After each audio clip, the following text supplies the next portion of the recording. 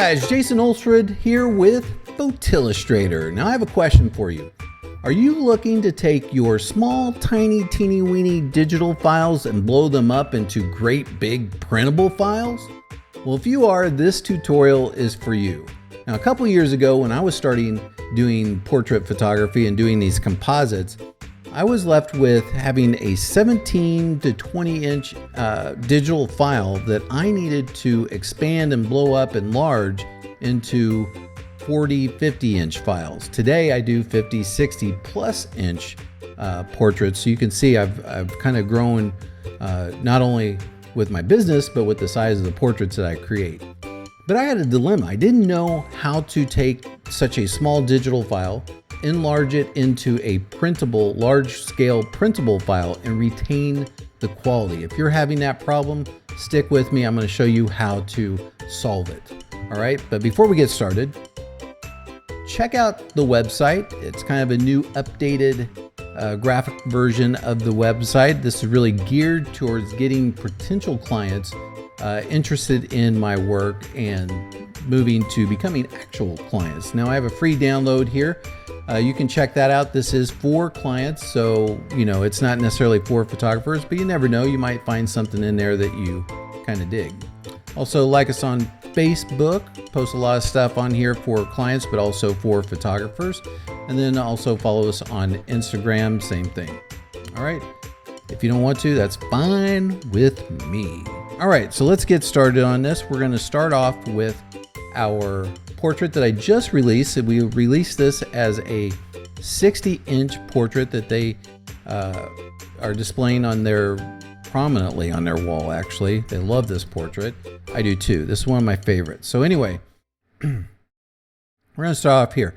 I have two different ways of doing this. I have the way that I've done for probably 2 years, and then I have a way that I just figured out how to do, and I'm kind of pissed off at myself because when I say I just figured it out, it's like, duh, should have been doing this from the beginning. So let's start off with the way that I used to do it, which is not the preferred way, and I'll show you why here in just a little bit. So I'm going to go to, before I get started here, everything that I do, I start in Lightroom and I end in Lightroom. I know a lot of people don't use Lightroom, and you are probably doing it within Photoshop and going into Camera Raw, editing in Photoshop and that type of thing.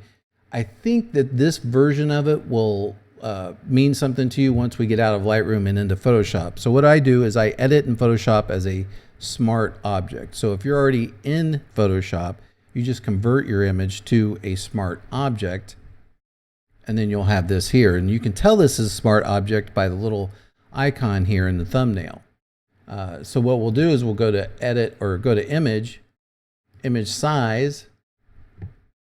And you can see here, we want to make sure we're on inches, but you can see here that it's a 17.1 inch digital file that we want to then expand to 60 inches for a printable file.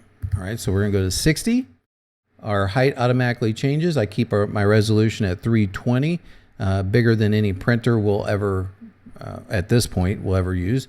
And then resample it at automatic. I know there's other options there. I have no idea what they mean, so I just keep it automatic. Photoshop does a really good job. And then we click OK. And we're going to get a little progression bar here because it's a big file that's going to take a little bit of time, Photoshop, to figure out. So it looks good here. And then when we blow it up to the 60 inch, we're going to go up here to Ari, and so we can see him specifically. All right, so that's at a 60 inch, and let's go up here and just blow it up to 100%. So this is 100%. On this computer, which is, I don't know, the Apple 4K, whatever, looks pretty dang good. That looks pretty dang good. I'm pretty happy with that. My old Apple computer, this would be blurry, and it'd be like, holy crap. I'm worried. Anyway, so we're going to go back to Lightroom. I'm going to show you how to do the next one. So the next version, the version that I do now, I just export right out of Lightroom. We export as on the long edge is 60 inches. Make sure it's 320. Usually I do this, or usually I'm exporting for screen, since I'm exporting it for the internet. Here for print, I go to glossy paper and then export. And this, as you can see, will take a few seconds for it to actually, put everything together, package it up, and export it out to the desktop.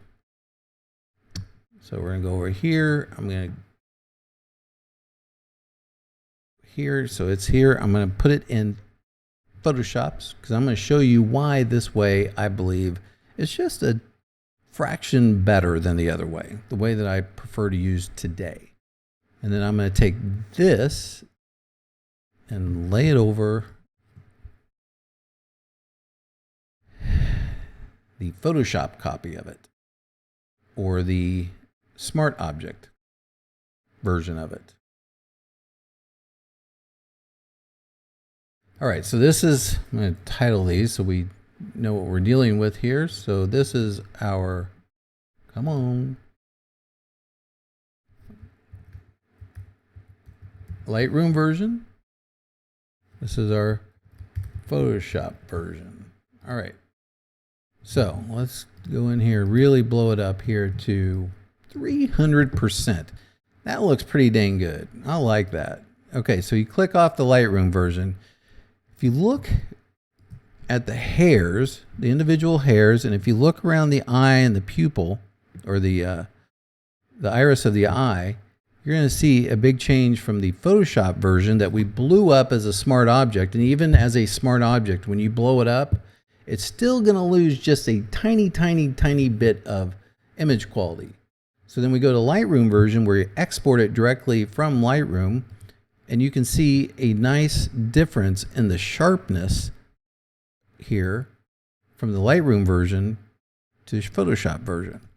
Now, like I said, I printed everything that I did for the last 2 years this way, exporting it from, or editing it from Lightroom into Photoshop as a smart object and then saving that file, and it worked fantastic. So if that's the way you're doing it, rock on, you'll be okay. I just want to bring more sharpness. Is anywhere that I can find to bring more sharpness into my images, I want to do it. So the Lightroom version is what I'm doing now. So let's say you're back here at the Smart Object version and you were going to export it. I go to File, Save As, put it on my desktop. I want to put this as a JPEG and then save. The computer is going to think about it here for a little bit. Now, the thing is, don't freak out when you see the image on your computer blown up to 100%, because it will not look like that when it's printed.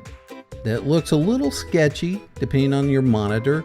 I have a really good monitor today, but when you print it, it'll come out much sharper than what you see on your computer. That's because a printer can print at a higher DPI than what your computer generally can see. And then I'm going to click, or quality is 12, maximum, large file. Boom. I'm cool with that. Let's okay it. And then as you can see down here, it's saving it. And now you have two different ways of exporting your small digital tiny little files into big printable files. All right, so I hope that tutorial helps you. Go out, give it a shot, see what we come up with. I can encourage you, if I can encourage you, I'd love to encourage you to do more printing. Make your composites that you're creating, these amazing photos that you're creating, into actual printable artwork. All right, this is a great way to export it, to make that happen for you. Give it a shot. If you have a better way of doing something that actually retains even more detail, obviously leave it in the comments or the show notes or the comments on YouTube below. I'd love to hear what you have. So that's what I got. I'll see you next time on Photillustrator TV.